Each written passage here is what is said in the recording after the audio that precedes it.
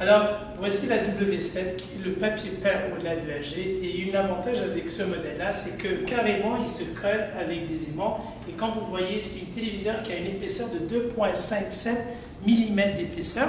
Alors, comme vous voyez, ça se colle carrément sur le mur avec des aimants.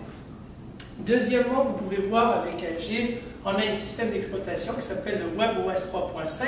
On peut voir, c'est une barre de lancement qui apparaît en bas sur l'écran, qui est très rapide à utiliser, et surtout avec l'aide de la manette magique, ça facilite vraiment la navigation du WebOS.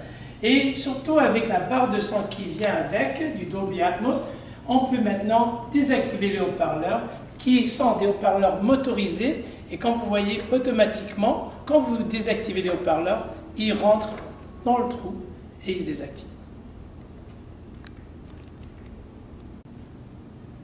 Alors voici le nouveau téléviseur W7 OLED de LG, surnommé le téléviseur papier peint à cause de son épaisseur. On parle de 2,57 mm seul et 3,85 mm avec le cadre.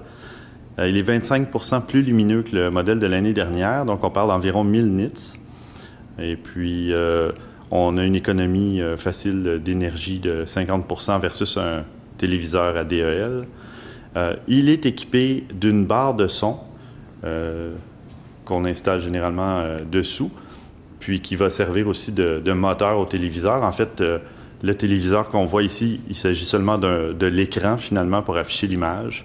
Et puis, tout se trouve dans la barre de son qui est ici, qui contient un système 4.2, donc environ 60 watts de puissance, et qui supporte Dolby Atmos aussi. Le téléviseur a gagné 45 prix au dernier CES, et il supporte le HDR10, le HLG, Dolby Vision, et avec une mise à jour future, c'est Technicolor.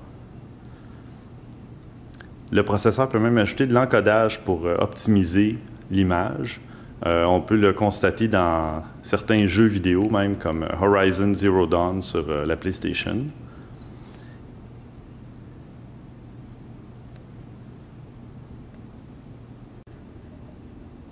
Bon, alors on a le nouveau WebOS 3.5 qui a permis aussi l'amélioration de la télécommande. On a ajouté les boutons Netflix puis Amazon Prime. Et c'est possible de maintenant programmer aussi jusqu'à 9 fonctions. Il suffit d'appuyer sur le bouton 0 pour activer le menu Quick Access. Et puis si on appuie assez longtemps, on a le menu sur le téléviseur qui vient s'activer. Et ensuite, on peut programmer chacun des 9 boutons pour une action différente. Voilà.